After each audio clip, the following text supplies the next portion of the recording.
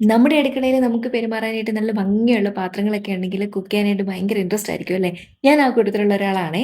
ഈ അടുത്ത് കുറച്ചധികം പാത്രങ്ങളൊക്കെ വാങ്ങിച്ചിട്ടുണ്ടായിരുന്നു കേട്ടോ. നമ്മുടെ അമ്മച്ചിക്കാണെങ്കിലും മൺചട്ടികളൊന്നും വലിയ താല്പര്യമില്ല കേട്ടോ. മീൻകറിയൊക്കെ അങ്ങനെ മൺചട്ടിയിൽ വെക്കണം എന്നൊന്നും വലിയ നിർബന്ധമൊന്നുമില്ല. പക്ഷെ എനിക്ക് ഭയങ്കര ഇഷ്ടമാണേ.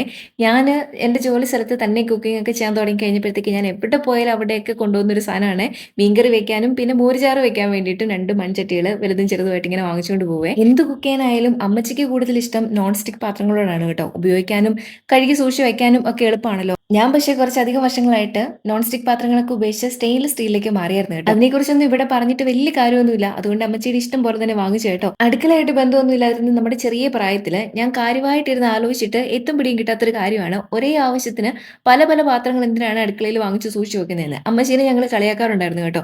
മെയിനായിട്ടും പാല് കാച്ചാനുള്ള സോസ് ആയിരുന്നേ. 2 ഗ്ലാസ് ചായ തിളപ്പിക്കാൻ ഒരു ചെറിയ സോസ് പാൻ, 4 ഗ്ലാസ് ചായ തിളപ്പിക്കാൻ ഒരു മീഡിയം സൈസ് സോസ് പാൻ. ഇനി വീട്ടിലാരെങ്കിലും കൂടുതൽ വിരുന്നുകാർ വന്നു കഴിഞ്ഞാൽ അവർക്കെല്ലാവർക്കും ഒരുമിച്ച് ചായ തിളപ്പിക്കാൻ വലിയൊരു സോസ് പാൻ.